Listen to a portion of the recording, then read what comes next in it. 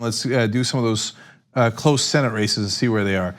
Ben, Missouri, that's obviously McCaskill in that race, running against Hawley.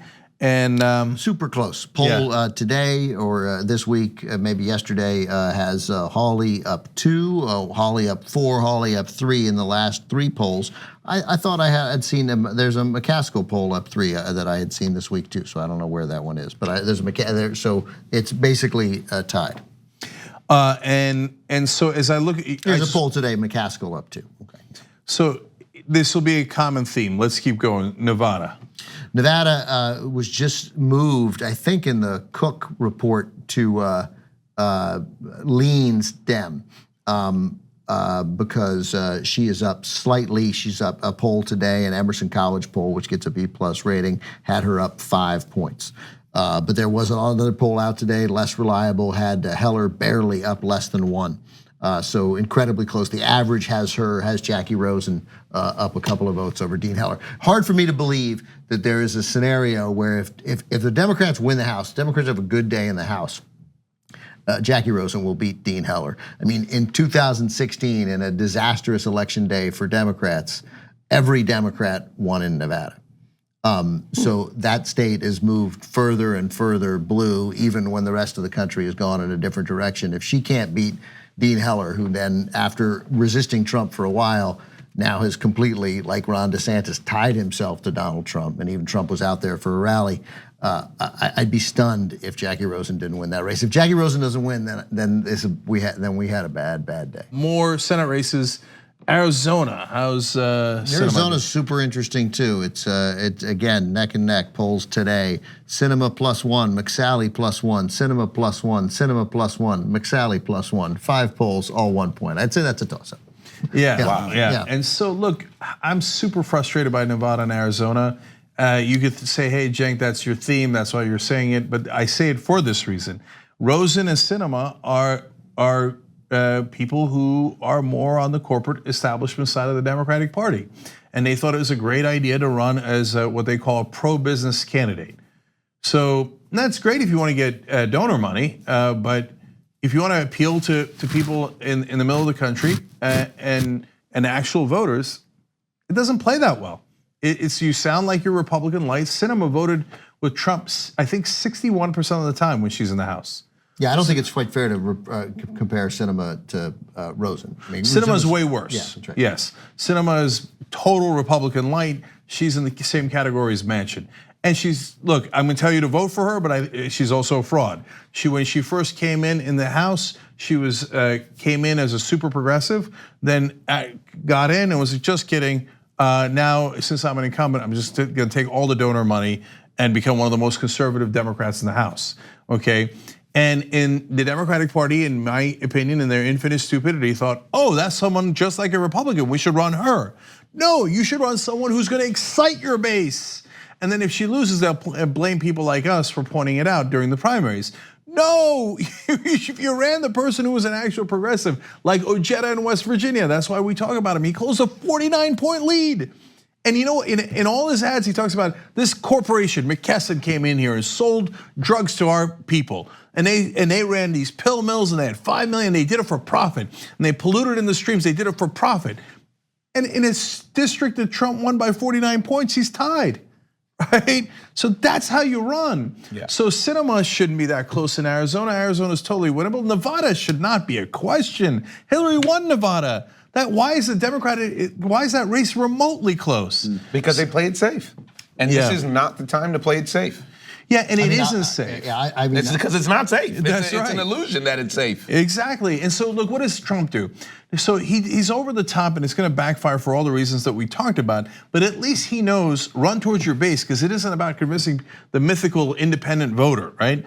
It's about getting people to show up on your side. If people on your side show up, you win. If people on the other side show up, they win. I've seen it now for 20 years in a row. How could they not see it? If 85% of white evangelical voters hadn't showed up, there's no way in the world Donald Trump would have won. If 83% of them had showed up, he wouldn't have won. An astounding 85% of white evangelicals showed up, and 81% of them voted for Donald Trump. So that's how you win elections. At least Trump knows that. He's going over the top on it with all the demagoguing. But we run people like Kirsten Sinema. So if they blow it, it's going to be enormously frustrating. And because Heidi Heitkamp is likely to lose in North Dakota, we think. Yeah, she's definitely going to lose. So if the Democrats have this narrow pathway to the Senate, it requires that every Democratic incumbent hold, and there's a good chance of that, the Joe Donnellys, Joe Manchin, Claire McCaskills, that they hold their seats. And the Jackie Rosen wins and Sinema wins in Arizona, and then O'Rourke or Bredeson in Tennessee wins, or O'Rourke in Texas. That one of those two has to happen, and the two women. But they got to win Nevada and Arizona, and right now it's a tie in Arizona and basically a tie in Arizona. Slight lean. Yeah. Both places are too close to. But let's do the last two Senate races here.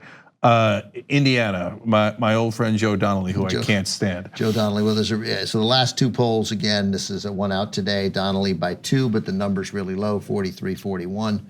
A lot of people just can't make up their minds. Well, it's two Republicans running, so that makes sense. 43-42. I mean, it's not fair. I mean, I hear you. You're right. It's Joe Donnelly is incredibly conservative, but the flip side, that's why, because Lucy Brenton is taking some of those numbers. That's why the numbers are low there. So yeah, he's up, a point or 2 or 3 points. Joe Donnelly. At least Joe Donnelly, he did come out strong against Kavanaugh. He did the exact opposite of, he said early, when there was a thought that the two Republicans, that Murkowski and Collins and Manchin and Donnelly were all going to vote as a block. That was reported. Couldn't have been less true. Donnelly early on was like, yeah, no, I'm voting against this guy. All right, well, give him credit for that. And Heitkamp did the same thing, and then. So look, kidding aside, just in case you don't know, Joe Donnelly's the Democrat. He's the incumbent. The reason I say that is he's running ads basically insulting progressives, which is a terrible way to get out the vote, right? And hence, as an incumbent, but to be fair, it's Indiana. But I still think he should have a larger lead. But he's within about 2 points. If Donnelly messes that election up and he loses when he shouldn't, well, there goes the Senate. That's right. Any chance of it? Yeah, maybe gone anyway. That's right. And then finally, Tennessee. Tennessee had started to tilt for Marsha Blackburn, who was so shockingly stupid. But don't get me wrong, a lot of other stupid people too. It's just she's specifically. She's specifically very anti-science. Yeah. So there's a polling here. There were a bunch of poll from somebody I don't know. The last couple of polls from East Tennessee State University that came out 2 days ago, 44-44, and then a poll today, 49-49. So. That would indicate that her lead, or before that, like at the beginning of the week, on November 1st, beginning of the month, she'd been up 8-4-1. So she had started to put a little distance there, but at least the last two polls have been tied. So okay, now I might be this. Bredeson regarding Kavanaugh. Sorry, real quick. Bredeson, for no reason at all. Like no one asked him. Didn't make any difference, right? At the sort of break point as we were waiting to hear from Susan Collins, Phil Bredeson, and former governor of Tennessee, again, a conservative Democrat or establishment Democrat, picked to run thinking they can take that seat, Bob Corker's seat. He just decided to come out and say, I'd vote for Kavanaugh. I just want to be clear. Yeah. Like, hey man, stay in your house, right? Nobody, no one was asking. You don't have to say I'd vote against him. If somebody had asked and he'd felt compelled, I would have told him to say, the whole thing sickens me. The whole thing sickens me. I was persuaded by her testimony, and I just hate the whole thing. I can't wait to go to Washington and straighten it out. Thanks, I'll see you guys later. That's it, right? You're fine. That's how you get out of that. And but no, so he went with I vote for. Yeah, that's my speculative theory, is that hurt him in the polls because that it caused a lot of Democrats to go, well, then what am I going to put you in office for if you're going to vote with Trump and Kavanaugh, right?